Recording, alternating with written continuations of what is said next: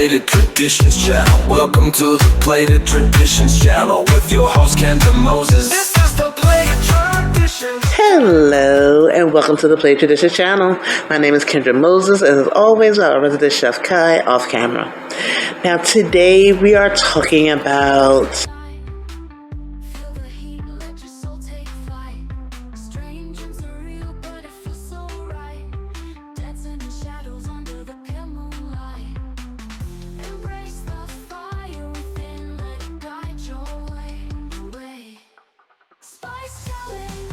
So today we're going to talk about flavor enhancing our food. I think it's important to give it some discussion and delve down deeper into what that actually means. I think this is important because one thing that I find vital is knowing exactly what things taste like. You have a knowledge about how something tastes. You may be able, the hope is that you're able to kind of catalog certain flavors and flavor profiles mentally that kind of sends, and at the very least, subconscious receptors to your taste buds as form as memories that say, oh, that tasted like that.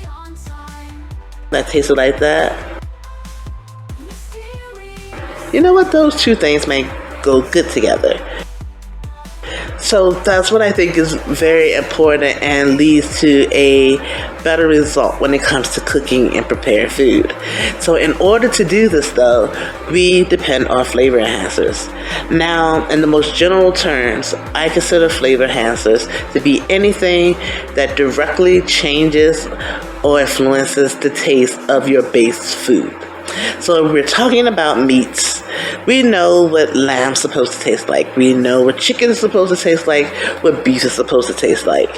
These things on its own, although we desire them, we go out even to buy certain cuts of it because we're concerned about the texture and everything else. We also know that just cooking them, no matter how we do it, with no type of seasoning whatsoever, aka a flavor enhancer, it's going to lead to a very bland and boring meal. So this is something we try desperately to avoid, even if we just try to do so with the simple use of salt and pepper. Probably one of the most common two spices that we find in an average pantry. If no one has anything else, odds are they may have salt and pepper as a automatic given. With that said, we're going to talk about spices and herbs. When we think about spices and herbs, we think about two different things. And ideally, they are two different things. However, it gets a little tricky because when we come across food, especially things like spices and herbs, we still automatically think about a plant, something that grows out in the wild. For both things, we expect these things to be grown out for us, not for us to necessarily produce in some sort of lab. And we even have a host of different species of these plants that we not only categorize as plant life, but as our spices and herbs. When we think about these things, we just think about this is a spice, this is an herb. An herb is typically something leafy. It is very reminiscent of the actual plant itself. Even if it's dried, you see some sort of foliage type flavor enhancer. So when we see something that looks like foliage and it's bottled and it's labeled, even if it doesn't say that it's a herb, we automatically say that's a herb. So if we came across some rosemary and it's dried and bottled, we automatically call that a herb because it looks like, and this is the basic leaves off the rosemary plant. And if you want to get more specific, and this only really gets seemingly complicated if we're coming across someone who really want to flex their botanist degree or level of knowledge and starts talking to you via the Latin distinction of these plants. But for all intents and purposes, as a general cook, no matter your level, just a general cook, it's just automatic. You see bay leaves is usually called. So you said, especially when they put leaves on it, even though you know you're going to cook with it, it's a plant. And since it's a leaf, we said it's an herb. That's what our brain typically does. And this is not wrong. This is not a wrong distinction, because this is basically what an herb is. An herb is usually a part of the plant that's the more leafy part. Basically, everything that essentially the spice is not. See, spices also come from the plants, which for many, not that surprising. But the spices are usually the seeds of the plant.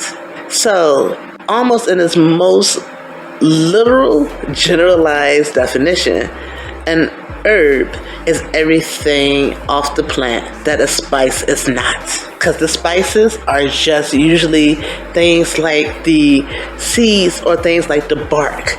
They're really kind of harder, exterior type portions of the plants. Usually the things too that can be beneficial in actually growing another plant. So that's where we get our main base level distinction of these things. When you come across a spice, you usually come across something that's usually smaller, more coarser, and most of the time it can be typically harder. So you think about something like cinnamon. You either see cinnamon in a granulated fashion, which usually automatically tells us that it's the form of spice. And it's usually very distinctive. When you see cinnamon, if you're familiar with spices and cooking at all, no matter whether you see it in its powder form or that cylindrical shaped brown rod, you know that you're dealing with cinnamon. To go a step further, you know the smell and the aroma of it is going to tell you immediately this is cinnamon.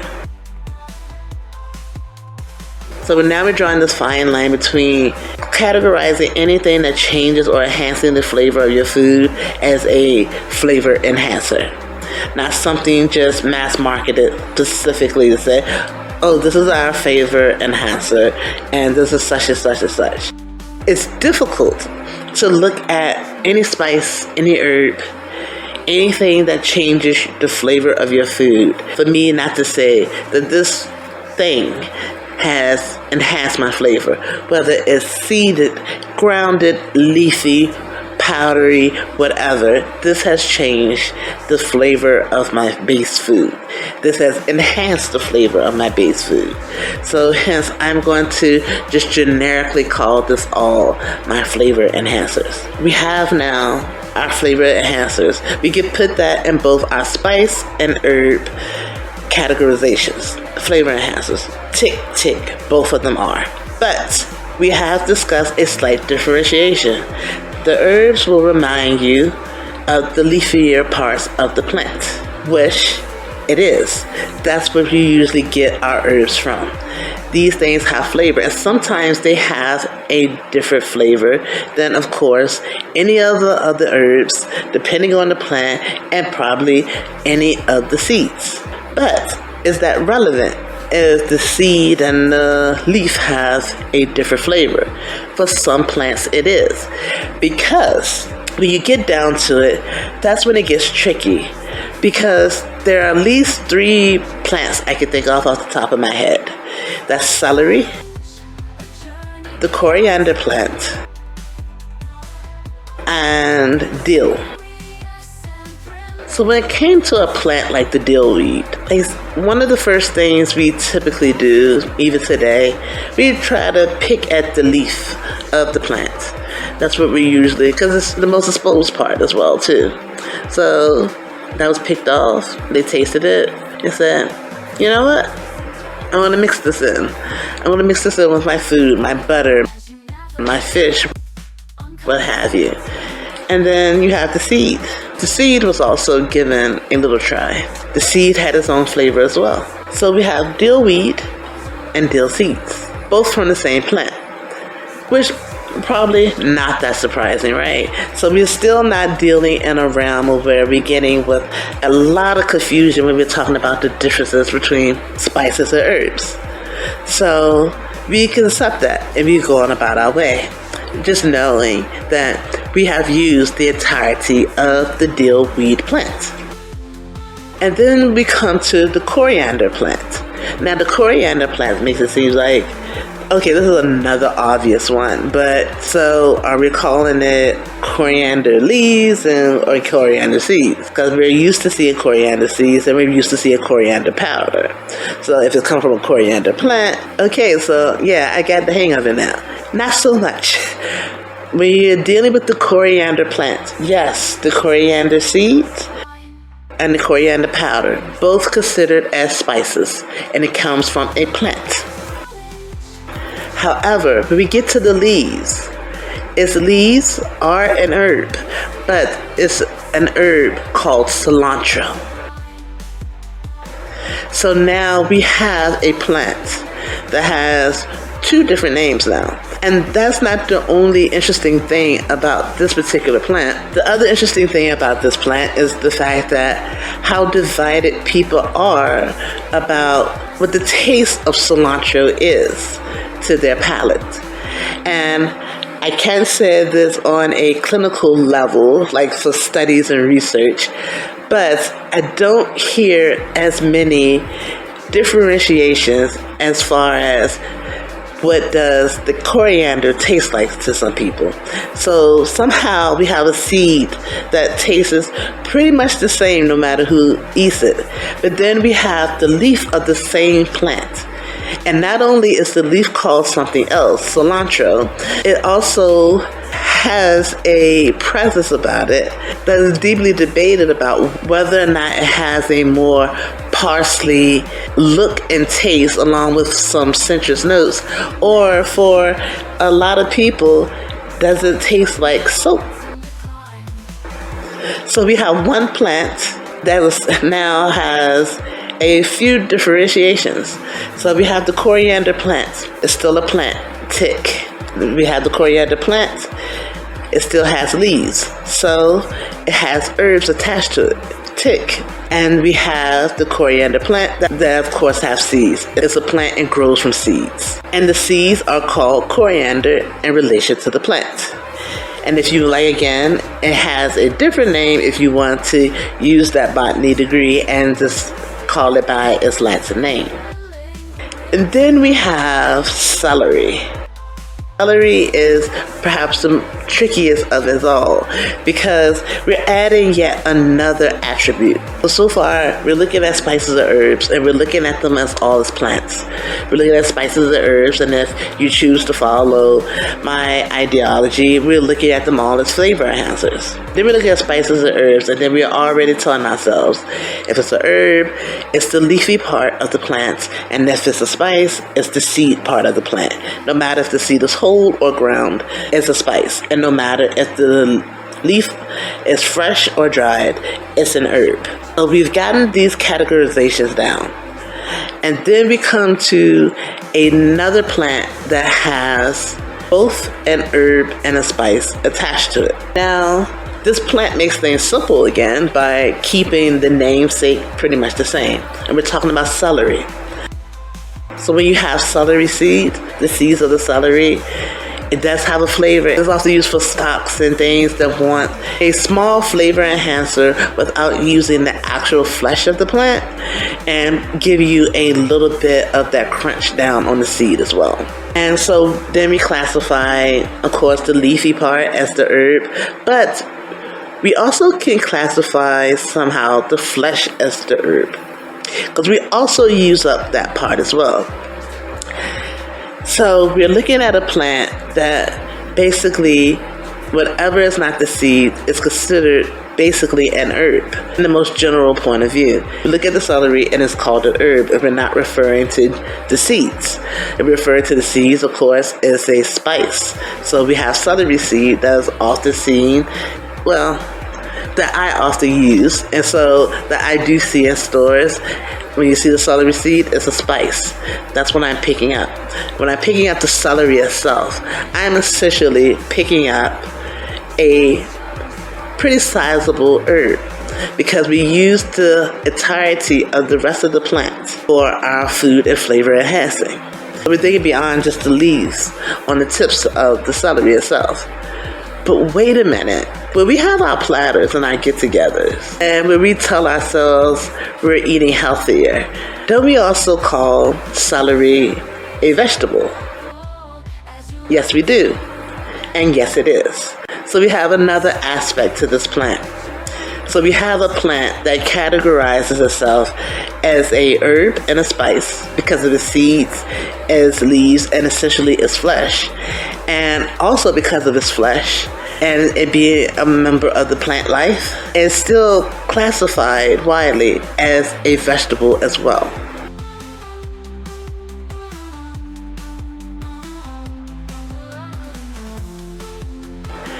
So it's one of those things where we're kind of revisiting what we talked about in our What Are You Talking About episode. Because in that episode, we had people referring to foods in two different ways, being whatever demographic they were from, and didn't have to be, whether it be from a city to a different city, a state to a different state, or a country to a different country. They were talking about the exact same thing, but they were using different words. And spices and herbs have the propensity of doing the exact same thing to us. However, this is a more collective distinction when we think of this for this food.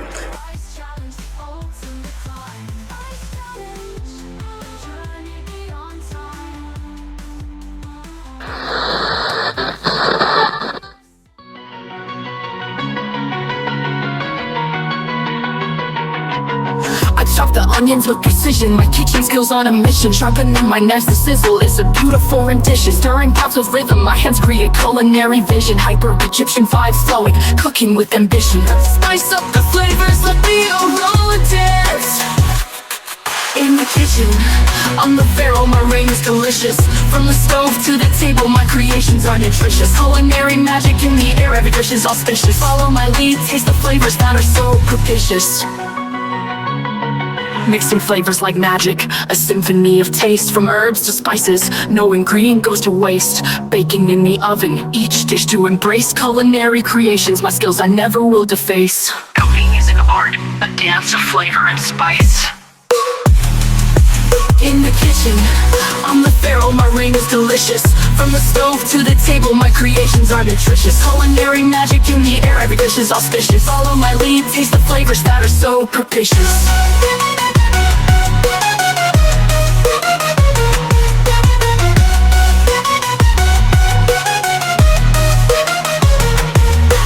Kitchen, I'm the pharaoh, my reign is delicious. From the stove to the table, my creations are nutritious. Culinary magic in the air, every dish is auspicious. Follow my lead, taste the flavors that are so propitious. Oh, propitious. In the kitchen, I'm the pharaoh, my reign is delicious. From the stove to the table, my creations are nutritious. Culinary magic in the air, every dish is auspicious. Follow my lead, taste the flavors that are so propitious.